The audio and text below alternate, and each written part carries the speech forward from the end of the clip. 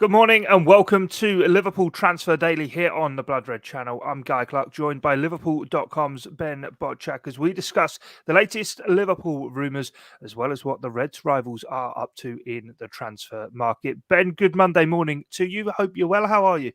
Yeah, good to be on. I'm well. How about you?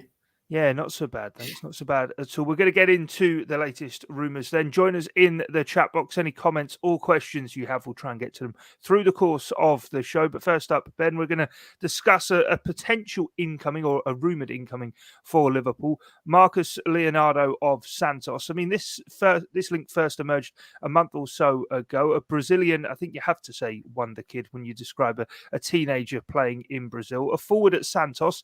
What do we know about him and what do you think of these links? Yeah, the links were interesting. I think it was a Brazil commentator who is known for making sort of facetious or sort of outrageous remarks about players. Said he's on his way to Liverpool.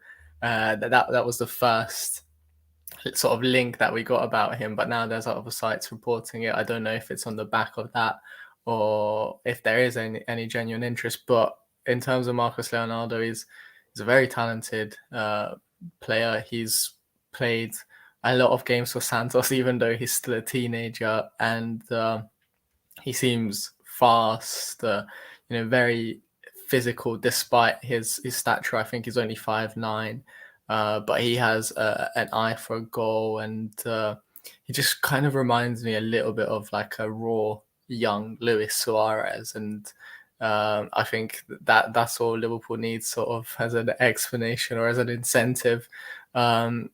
If they are to sign him, you obviously saw recently the South American market has kind of emerged as a new possibility for English clubs because of the Brexit ruling that has come into the Premier League. And we saw in the Community Shield Julian Alvarez coming into Manchester City and sort of outshining Erling Haaland. And obviously Leonardo is a bit younger than Alvarez, so he still has a few more years to go until he can get to that level. But I think it would be a shrewd signing if Liverpool were to get him.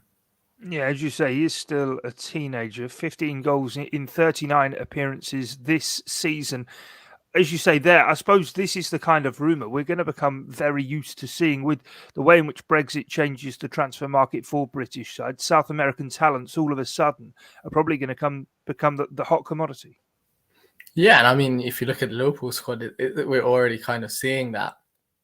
Diaz and Nunes weren't directly brought in from South America, but they are South American. And I think it helps when there are players from the region when you come in to help you settle. And I think if Leonardo was to come in, there's obviously a big Brazilian presence at the club as well, which will help him settle. And I think, yeah, it just makes sense.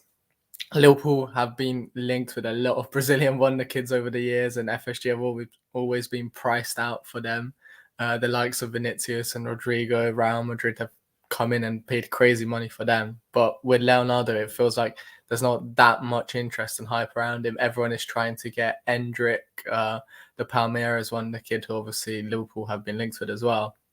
So it feels like there's an opportunity now to sort of go for Leonardo when everyone is sort of shopping elsewhere in the Brazilian market. And I think that's what makes this move interesting. Yeah, that's what one of the reports linking Liverpool with Leonardo is saying. In fact, is as you say there, Endrick from Palmeiras is the player that a lot of European clubs are tracking, and maybe Liverpool doing what they do in the transfer market, kind of going under the radar and getting their business done as they so choose to do so. Let's move on though and talk about kind of Liverpool's rivals and what they're getting up to in the transfer window. And I suppose the big one to talk about is Frenkie De Jong. Xavi's come out over the course of the weekend and said he's not sure if he's going to remain at Barcelona. It looks, to all intents and purposes, Ben, as though he's not going to be there. It kind of seems to go one way, then the next, a proper transfer saga. But Chelsea, now the latest club rumoured to be making a move for the Dutchman. Yeah, it's an interesting one. Obviously, Barcelona have kind of taken most of Chelsea's main targets away in this transfer window. So it's interesting that now Chelsea have decided, okay, we're not going to go for any targets that could possibly be wanted by Barcelona. Instead, they're going straight in for a Barcelona player. With De Jong, I think Manchester United probably would have been the better move. Although I do think at Manchester United, the expectations would have been crazy, and we would have seen another sort of Paul Pogba situation. And I think at the same time, it's also about the transfer fee, how much Barcelona are willing to let him go for. That I think Barcelona have pretty high expectations in regards to that, and I think that's where the deal could fall through. And it will be interesting to see if Chelsea are a club who are willing to pay in excess or over the amount that De Jong is really worth, because Manchester United were not really willing to do that, and it doesn't seem like they're that keen. So it will be interesting to see if how much, if he does go, how much for, and obviously where. Yeah, no, interesting with Chelsea though, isn't it? They seem to be very much prioritising high profile signings under Todd Bowley since he's come in. Maybe rather than specifically addressing the areas of the squad they need to. They obviously were interested in both De Ligt and Jules Koundé centre half targets that they wanted to bring in. They've brought in Koulibaly so far and Raheem Sterling, as I say, two players who very much fit that high profile kind of category. And Frenkie De Jong would fit into that, albeit with N'Golo Kante and Mateo Kovacic in their midfield. They probably would look to be freshening that up, and De Jong would certainly offer that. Yeah, absolutely. Although I'm not quite sure how much they need a midfielder. I think the midfield is one of the areas where they're pretty well stocked. If you look at the attack, I think Tuchel has been sort of crying out for another number 9, which is what they really need, I think, to get the club, get them to the next level. And then even at the back, I think there's still a shortage of centre backs, even with Koulibaly's arrival. With Christensen and Rudiger both going, I think there is a necessity almost to sign another top quality centre back. And Koundé could have been one of those, but Barcelona beat Chelsea to that race, and now there's talks of Fofana potentially from Leicester, which would be a good signing. But yeah, with De Jong it's tough. I think obviously he would be De Jong is a quality player, and he would be an improvement to any team. He would improve the squad, but it's about whether there's actually a need for him at Chelsea, and I don't think that's necessarily true. Yeah, definitely.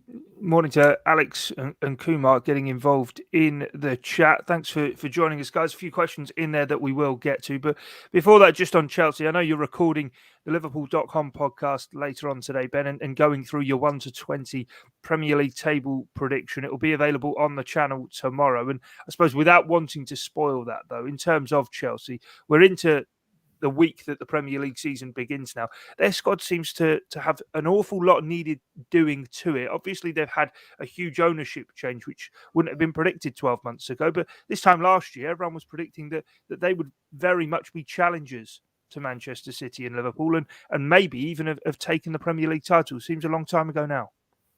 Yeah, absolutely. I mean, I think they'll still do well. I don't think a lot of Premier League predictions I've seen kind of put them outside the top 4, and I don't think that's necessarily going to be the case. I think they've got enough in the squad still, and I think there's more to come in the window. I would be extremely surprised if this is how Chelsea ended their window. And let's not forget there's still a month to go, and sometimes clubs sign 3 or 4 players on transfer deadline day alone. So I think they can still get a lot of business done, and their squad will be strong enough to challenge because they have a good coach in Tuchel, who is has won them the Champions League already and has taken them to another level.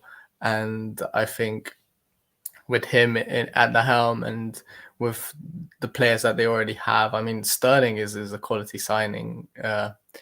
Regardless of whether they actually needed him or not, he will improve them, and the same with Koulibaly, and that both are at their primes. So I think that they will still challenge and cause problems in this Premier League season, and it would be a surprise not to see them finish outside the top 4.